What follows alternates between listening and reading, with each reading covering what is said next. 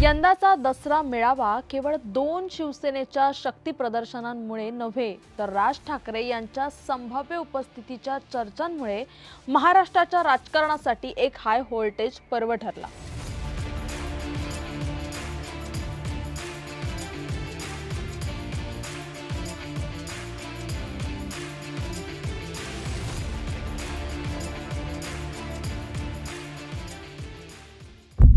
मुंबईतील शिवतीर्थावर शिवसेना उद्धव बाळासाहेब ठाकरे पक्षाचा दसरा मेळावा मोठ्या उत्साहात पार पडला।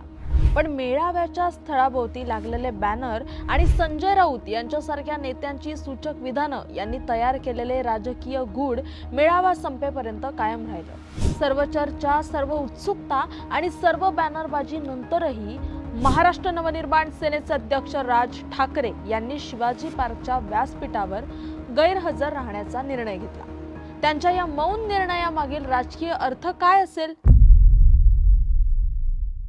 नमस्कार, मी इंदिरा न्यूज अनकटच्या स्पेशल रिपोर्टमध्ये तुम्हा सगळ्यांचं स्वागत करते।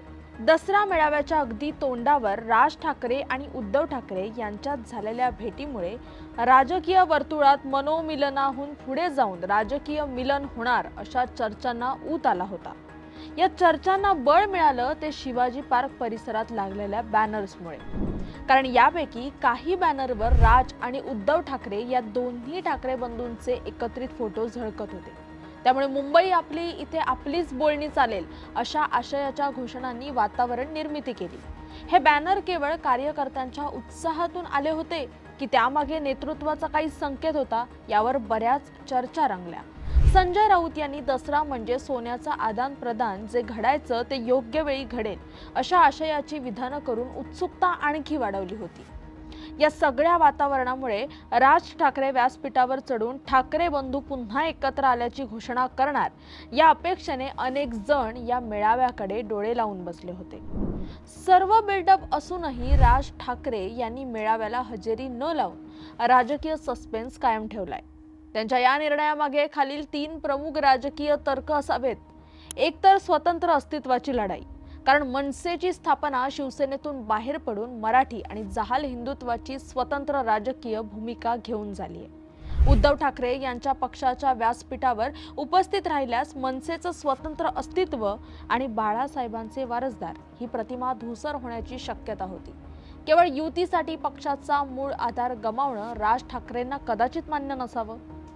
दुसरं म्हणजे किंग मेकरची सुरक्षित जागा। राज ठाकरेंना सध्या कोणत्याही एका गटाशी, मग तो उबाटा म्हणजेच उद्धव बाळासाहेब ठाकरे पक्ष असो किंवा भाजप शिंदे गट, लगेच बांधून घ्यायचं नाहीये। ते आपलं स्थान निवडणुकीनंतर किंग मेकर किंवा निर्णायक शक्ती म्हणून मजबूत ठेवू इच्छित असावेत। त्वरित युती करून ते आपले बार्गेनिंग पॉवर कमी करणार नाहीत असं राजकीय जाणकारांचं मत आहे। आणि 3 म्हणजे कार्यकर्त्यांमधला संभ्रम टाळणे। स्थानिक पातळीवर मनसे आणि मूळ शिवसेना, आत्ताचा उबाटा पक्ष, त्यांच्या कार्यकर्त्यांमध्ये अजूनही तीव्र राजकीय स्पर्धा आणि वैमनस्य आहे।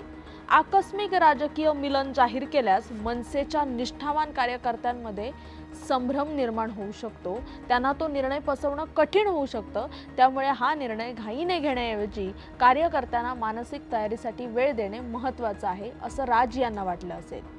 राज ठाकरे दसरा मेळाव्यात गैरहजर राहिल्याने मात्र भाजप आणि शिंदे गटाने तात्पुरता सुटकेचा श्वास सोडलाय, कारण ठाकरे बंधूंचं एकत्र येणं हे त्यांच्यासाठी मोठं आव्हान ठरलं असतं। राज ठाकरे यांनी न येऊन युतीचे दरवाजे बंद केलेले नाहीयेत, पण त्यांनी वेट अँड वॉचची भूमिका घेतली असल्याचं स्पष्ट केलंय।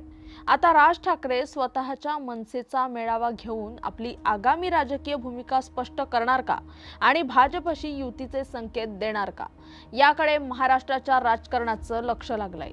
दसरा सण संपला असला तरी ठाकरे बंधूंच्या राजकीय सोन्याचं आदान प्रदान कधी होणार हा प्रश्न मात्र कायम आहे।